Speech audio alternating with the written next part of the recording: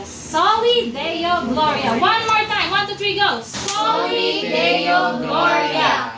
Glory to God alone. Ano yung kanta natin kanina?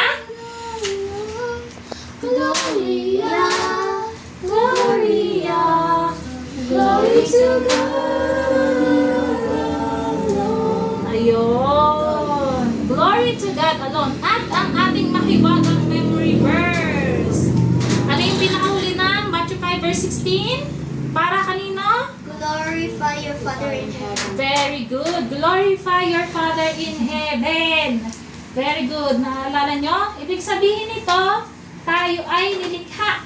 Tayo ay niligtas ni Jesus upang magdala ng kaluwalhatian sa Diyos.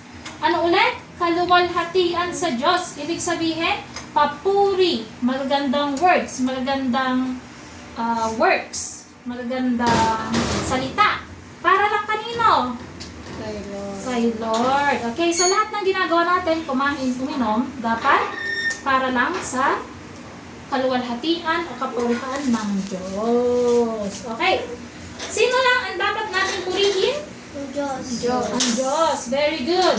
Paano pag sinabi sa inyo ng teacher niyo sa school? Dapat magsabi kayo ng, thank you, Mama Mary. Yes? You're No, you're wrong. Kasi lahi Huwag na. Kasi po, nila yun. Kasi lahi po nila yun. Lahi. Kaya hindi po ay hindi, yung pinili po nila yun. Kaya hindi po namin. Kasi may sarili kami pinipili. yes, may sarili tayong niniwala. At ito po ay lahat nakabase saan? Bible. Sola Scriptura. Okay. Ulit. Okay. Dahil